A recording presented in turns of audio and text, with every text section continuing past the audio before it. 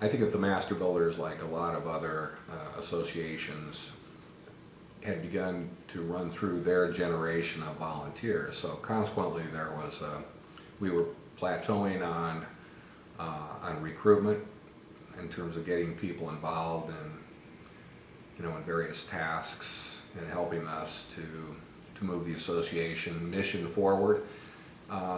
And so our challenge was to continue to find new sources of volunteers. To eventually, also, we were having a leadership problem. For example, when it came time to seek out nominations to the board of directors, each year the nominating committee felt more and more challenged by the lack of folks who had experience and who had demonstrated a desire to be part of top leadership in the association. MBI, like many other associations, we take opportunities through the year to visit our members. And in one particular instance, we had visited a member, and they had prepared for us by inviting several of their team members in the company, probably to the middle of their operation levels. And I can remember as I was sitting in the boardroom, and as the members of the company were filing in, it struck me at the table that I knew only one. And there were probably 14 or 15 individuals in the room, and the one that I knew was the one who had been heavily involved in the association for 20 years. And we had a great conversation, and as I left the meeting, I thought, how did I miss that? And why haven't we captured the talent in that room? And the third one is, if we don't capture the talent in that room, MBI probably has a limited shelf life. And one of the reasons is that as we talked through the meeting, as many of them had no idea of who we were and what we were about. So, I mean, that was one of the ingredients that led to the formation of the leadership group, was to identify that middle of the company, the operations, the future leaders, and frankly, very selfishly, to bring them in so we could identify who they were and incentivize them to be the next leaders, and using as that the incentive to increase their communication skills and their leadership abilities, and it's really worked. And the surveys were indicating that there was some real distance between the folks who had been actively involved in the volunteer system and a big gap, sort of a loyalty gap, I would call it, and getting that next generation of folks engaged. And because of that, there was forming a real knowledge gap about what it is, how does the association affect me personally? What does MBI do? Why should I care that they exist? I know that they're an organization that we pay a lot of money to, and I know it's an old boys network, and I know my boss goes on trips once in a while, but beyond that, I know nothing. And so when we picked up on that, the bells started to go off. The future leaders and young constructors, emerging leaders, young leaders in the industry, I mean, all those kinds of things, that's one way to recognize the demographic that you're going to need to sustain your organization for years to come. Another way to look at it that is probably a little less age descriptive is to shoot to the middle of the company, which are all the operations people. What we've experienced in MBI in the future is we get people of all different ages and all different stages of their leadership development. Folks that are from their early 20s all the way up to approaching 50s. That group of people really, they want more. They want more depth, and they will come to it and participate if it's available for them. The future leaders and young leaders organizations that I've observed, not all of them, but most of them,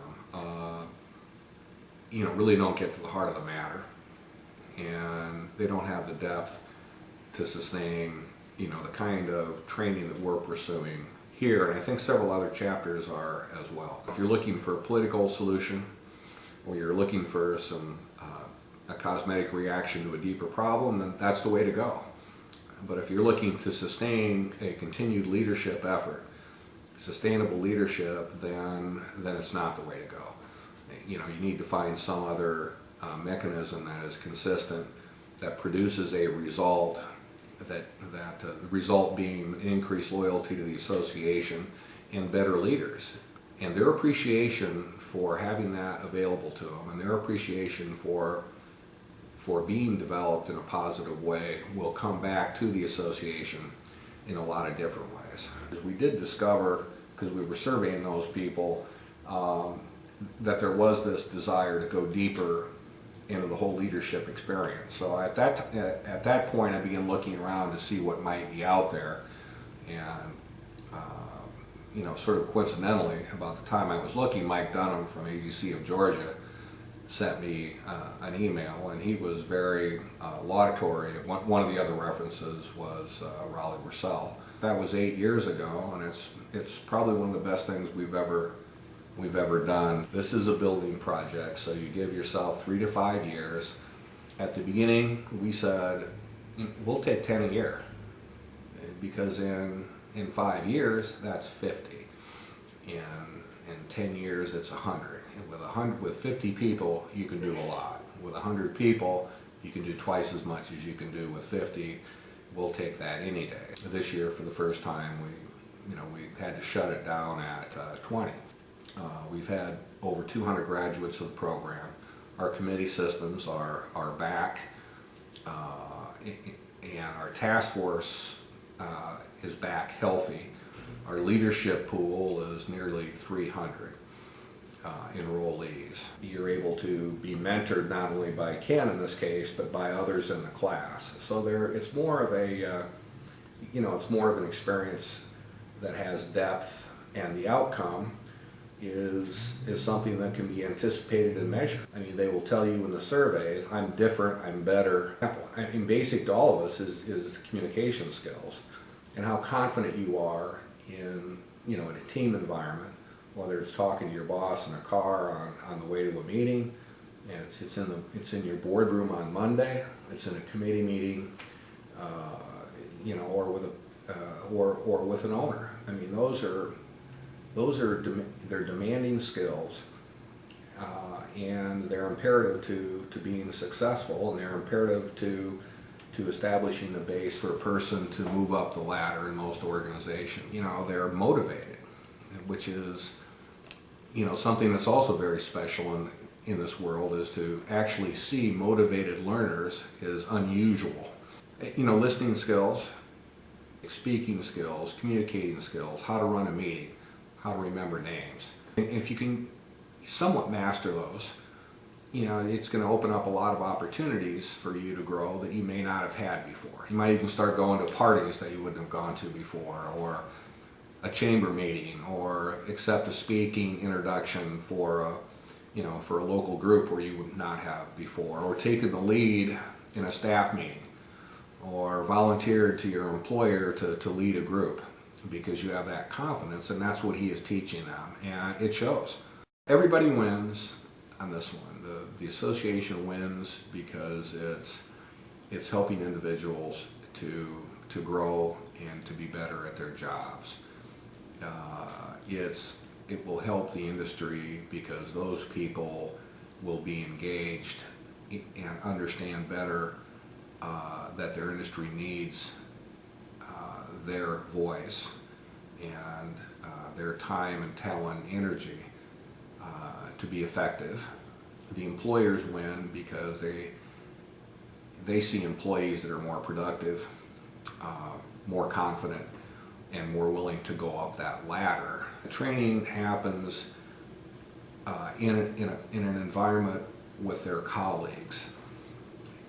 You can go on the internet and pull up leadership and get 500 courses, and it becomes, it's not, and there's myriads of leadership training, but what you can't find is leadership training that is appropriate to the industry, where you are able to learn in a group of your peers in a non-judgmental environment where there's an actual exchange of information that goes on formally in the class, informally before, after the class, at dinner, and with constant contact. And you're meeting resources that you will likely have the rest of your life. That's an asset that only an association can give you, not any other learning institutions.